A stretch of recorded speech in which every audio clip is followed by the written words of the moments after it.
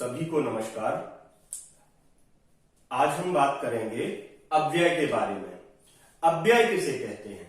तो देखिए, एक पंक्ति आती है, एक कारिका आती है, सदृशम त्रिषु लिंगेषु सर्वासु च विभक्तिषु वचनेषु च सर्वेषु यन्न व्ययेति तदव्ययम्।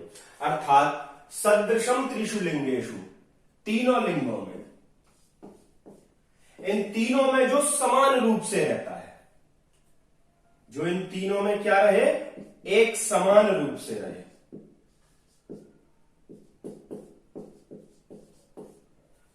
सर्वासु च विभक्तिषु, अर्थात सभी विभक्तियों में, प्रथमा द्वितीया तृतीया से लेकर के, प्रथमा द्वितीया तृतीया से लेकर के सप्तमी तक जो सारी की सारी विभक्तियों में भी कैसा रहे, एक समान रहे। सदृशम त्रिषु लिंगेषु सर्वासु च विभक्तिषु वचनेषु च सर्वेषु यन्न व्ययेति तदव्ययम्। और जो सभी वचनों में, इन सभी वचनों में भी कैसा रहे, एक समान रहे। तो तीनों लिंगों में, सभी विभक्तियों में, सभी वचनों में, सारी की सारी जगहों पर एक समान जो रहता है, उसी को हम अव्यय कहते हैं। अर्थात अव्यय शब्द का अर्थ होगा न व्ययः इति अव्ययः, अर्थात जिसका व्यय नहीं होता, जो खर्च नहीं होता जिसका, अर्थात जो ना कभी घटता है ना बढ़ता है, उसमें ना ही कोई विभक्ति आती है ना विकृत रूप आता है, जो जैसा है वैसा ही रहता है, उसी को हम अव्यय कहते हैं। क्लियर हुआ? अब अव्यय 5 प्रकार का होता है। उपसर्ग, दूसरा क्रिया विशेषण, तीसरा चादी, चादी मतलब च आदि अव्यय, च आदि अव्ययों का समूह, उसको क्या कहा, चादी कहा। तो तीसरा चादी, चौथा समुच्चय बोधक और पांचवा विस्मयादि बोधक। क्लियर हुआ? उपसर्ग, क्रिया विशेषण, चादी, समुच्चय बोधक और विस्मयादि बोधक। अब इनको यहां पे देखिए, जिसमें परिवर्तन नहीं आता है, स्वाभाविक रूप से जिसमें कोई परिवर्तन नहीं आता, जो जैसा है वैसा ही रहता है, उसी को हम अव्यय कहते हैं। अर्थात नाव्ययः इति अव्ययः, जिसका व्यय नहीं होता, जिसमें कोई विकार नहीं आता, जिसका कोई परिवर्तन नहीं होता, जिसमें, वह जो है वो अव्यय कहलाता है। और वह जो अव्यय है, वह अव्यय 5 प्रकार का है। पहला उपसर्ग है, दूसरा क्रिया विशेषण है, तीसरा चादी, चौथा समुच्चय बोधक, पांचवा विस्मयादि बोधक। अब उपसर्ग की बात करते हैं। देखिए, उपसर्ग जो है, प्रा, परा, अप, सम, अनु, अब, निस, निर, दुस, दुर, वी, आंग, नी, अधि, अपि, अति, सु, उत, उप, अभि, प्रति, परि, उप, एते, प्रादयः, 22 उपसर्ग हैं। हम देखेंगे उन्हें। तो वो 22 के 22 उपसर्ग, वो उपसर्ग तो है ही, साथ में उनका एक और नाम है, और वो जो नाम है वो है अव्यय। अब ऐसा छात्र के मन में डाउट आता है कि प्राधन आचार्य बराबर प्राचार्य करते हैं, तो प्राचार्य में तो परिवर्तन आ रहा है, प्राचार्याय, प्राचार्येभ्यः, प्राचार्यस्य, ऐसी विभक्तियां लग रही हैं, तो वो आचार्य शब्द के साथ लग रही हैं, ना कि पर्टिकुलर प्र के साथ लग रही हैं। प्र एक उपसर्ग है, और उपसर्ग साथ में, उपसर्गों का अपना एक स्वभाव होता है कि वो जिस शब्द के साथ लग जाते हैं, उस शब्द का अर्थ बदल देते हैं अपनी क्षमता से। तो उपसर्ग हुए। क्रिया विशेषण, दूसरा पॉइंट जो है वो है क्रिया विशेषण। तो जो क्रिया, जैसे कि मैं जाता हूं, है ना, तो इस वाक्य में मैं जाता हूं, मैं जाता हूं क्या है, क्रिया है। तो जहां क्रिया के विशेषण के रूप में जिनका उपयोग किया जाता है, उनको हम क्रिया विशेषण अव्यय कहते हैं। ठीक है, जो क्रिया की विशेषता को और बढ़ा देवे या बतला देवे। चादी, चादी एक समूह है च आदि अव्ययों का, जिसमें च, उत, अभि इत्यादि उपसर्ग हैं, वो भी हम देखेंगे। तो उन उपसर्गों के समूह को एक एक करके लंबा चौड़ा ना पढ़ाते हुए शास्त्रकार ने क्या किया, च आदि, च और आदि जोड़ दिया तो चादी बन गया। च आदि अव्ययों का समूह जो है वो चादी कहलाया। अब अगला जो है वो है समुच्चय बोधक। अर्थात समुच्चय बोधक का मतलब हुआ जो प्रारंभ सूचक है, यदि ऐसा हुआ तो ऐसा होगा, तो समुच्चय का बोध करा रहा है, अर्थात उस संभावना को व्यक्त कर रहा है वह अव्यय।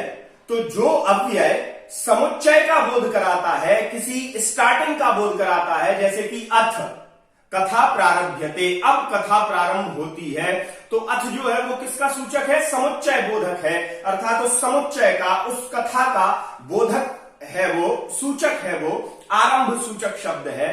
यदि छात्राः आगच्छन्ति चेत अहम पाठयामि, छात्र आएंगे तो मैं पढ़ाऊंगा। तो ऐसे ही समुच्चय का बोध जो कराता है उसको हम समुच्चय बोधक कहते हैं। जैसे कि आरंभ सूचक शब्द हुआ अथ, चेत, नो चेत, यदि, तर्हि इत्यादि जो शब्द हैं वो विस्मयादि बोधक। अगला जो टॉपिक है वो है विस्मयादि बोधक, 5वां, जहां विस्मय प्रकट हो। अरे किसी ने कहा कि कल छुट्टी है, अरे मुझे तो पता ही नहीं था, आश्चर्य होना, अर्थात जहां आश्चर्य भाव प्रकट हो, विस्मय आ जाए, विस्मयता आ जाए, वहां पे विस्मयादि बोधक अव्यय को मानना चाहिए। अहो बत महत पापम, उत्तर रामचरितम में आता है, अहो बत महत पापम, ऐसा करके जो आत्रेयी है वो कहती है राम से कि अहो बत महत पापम, अरे ये तो तुमने बड़ा पाप कर दिया। तो अहो यह एक आश्चर्य विस्मयादि बोधक है, विस्मय प्रकट हो रहा है। किन्नु खलु, क्या मेरी भुजाओं में बल नहीं है? तो एक खलु, खलु जो शब्द है वो विस्मय को प्रकट कर रहा है। इत्यादि करके हमने 5 प्रकार के अव्ययों के बारे में संक्षेप में जाना। अब हमने पहला पॉइंट डाला उपसर्ग। उपसर्ग में हम देखते हैं प्रा, परा, अप, सम, यह। अब देखें हमने लिखा उपसर्ग जो है प्र छोटा है, यहां पे छात्र गलती करता है। प्राचार्य में विकल्प देते हैं या प्रारंभ में विकल्प देते हैं कि प्रारंभ या प्राचार्य में कौन सा प्रा है, तो छात्र ये छोटा प्रा ना लगा करके प्रा बड़ा लगा देता है, जबकि गलत है। यहां देखिए प्रा छोटा लिखा हुआ है, अर्थात जिस स्थिति में, जिस अवस्था में ये उपसर्ग लिखे गए हैं उसी अवस्था में परीक्षा में मान्य होते हैं। जब विकल्पों की बात आती है कि उपरोक्त में से इसमें कौन सा उपसर्ग है, तो जिस अवस्था में मैंने बोर्ड पे लिख रखा है उसी अवस्था में वो विकल्प मान्य होगा। जैसे कि प्र उपसर्ग है, प्राचार्य में कौन सा उपसर्ग है, तो प्रा छोटा लिखा है, तो इसका मतलब है प्रा बड़ा उपसर्ग होता ही नहीं है, प्रा छोटा ही होता है। तो प्रा, परा, अप में पा में हलंत नहीं है इसलिए अप, सम में मां में हलंत है इसलिए जब भी उपसर्ग लगाएं तो मां हलंत वाला ही उपसर्ग मान्य होगा। सम, अनु, अब, निस, निर, दुस, दुर, इन चारों में हलंत लगा हुआ है। वी, आंग। अब बात आती है आ उपसर्ग की, तो आ कोई उपसर्ग नहीं होता, उपसर्ग होता है आंग, ये उपसर्ग होता है, क्योंकि स्थिति किस अवस्था में लिखा गया है, आंग इस अवस्था में लिखा गया है। भले ही शब्द में उसका प्रयोग आ के रूप में हो रहा है, लेकिन जब वो पूछेगा कि इस उपरोक्त शब्द में कौन सा उपसर्ग है, आ अथवा आंग, तो आपको आंग ही लगाना है, क्योंकि जिस अवस्था में लिखा गया है उसी अवस्था में आपको क्लिक करना है। तो आंग ग हलंत रहेगा, नी, अधि, अपि, अति, सु, उत। उत में ता हलंत है इसलिए इसी अवस्था में आप लिखेंगे पुत, अभि, प्रति, परि, उप। एते प्रादया, अर्थात इन सभी को प्रादि कहते हैं। तो प्रादि, प्र आदि उपसर्ग इन्हीं को कहेंगे। ये 22 होते हैं। क्लियर हुआ? प्रत्येक उपसर्ग का अपना एक अर्थ है। जैसे कि प्रा का अर्थ है अधिक, श्रेष्ठ, प्रणाम। प्राचार्य, प्राचार्य आचार्यों से श्रेष्ठ है इसलिए प्राचार्य। तो प्रा का अर्थ अधिक हुआ, श्रेष्ठ हुआ। परा का अर्थ हुआ विपरीत, जैसे कि पराजय, तो जय विजय का सूचक है, लेकिन परा जुड़ गया तो विपरीत हो गया उसका, पराजय मतलब हार। ठीक विपरीत अर्थ निकालेगा। ऐसे ही सारे के सारे उपसर्गों के अपने अपने एक स्वतंत्र अर्थ हैं। समय ज्यादा ना खींचे इसलिए हम शॉर्टकट में लेते हैं। क्रिया विशेषण में कतिपय जो क्रियाओं की विशेषता बतलाते हैं उन शब्दों को भी हम क्रिया विशेषण शब्द कहते हैं। जैसे कि अपि, अहम अपि भोपालम गच्छामि, मैं भी भोपाल जाऊंगा। तो जाऊंगा मैं भी, तो यह जो अपि शब्द है यह क्रिया का विशेषण हो गया, जाऊंगा, मैं भी जाऊंगा। तो अब देखें क्रिया विशेषण में अपि, इव, एव, यदा, कदा, तदा, कुतः, मां, इतस्ततः, यत्, तत्, अत्र, तत्र, यत्र, यथा, तथा, यावत्, तावत्, शनैः। अर्थात अपि का मतलब होता है भी, है ना। एव का मतलब होता है की तरह, तो तरह। एव का मतलब होता है ही। यदा कदा का मतलब, तदा का मतलब हुआ तब, यदा का मतलब जब, कदा का मतलब कब, कुतः कहां से, मां ये निषेधात्मक है, नहीं।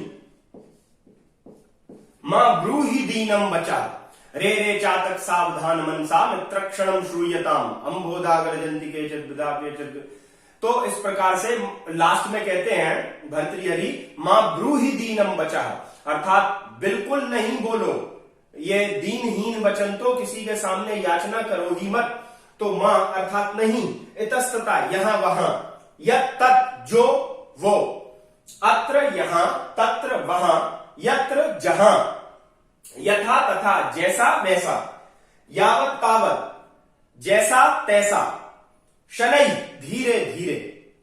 तो ये सारे के सारे जो अव्यय हैं ये क्रिया विशेषण की कोटि में आते हैं, क्योंकि क्रिया की विशेषता को और बढ़ाते हैं, बतलाते हैं। तो इन्हें हम चादी कहते हैं। ये चा, वा, भूयः, खलु, तू, न इत्यादि जो ये अव्यय हैं इनको हम चादी कहते हैं। और ये चादी जो अव्यय होते हैं ये वाक्य के बीच में समन्वय का काम करते हैं। जैसे कि चा का उपयोग हम करें तो छात्रः संस्कृतम विज्ञानम च पठति, अर्थात छात्र संस्कृत और विज्ञान दोनों पढ़ता है। तो च इस प्रकार से एक वाक्य में योजन का काम करता है। वा का अर्थ है अथवा, वा का अर्थ है अथवा, चा का अर्थ है और, भूया का अर्थ हुआ पुनः, पुनः पुनः पुनः, अर्थात छात्र भूया भूया प्रश्नम पृच्छति, छात्र जो है बार बार अधिक प्रश्न पूछता है।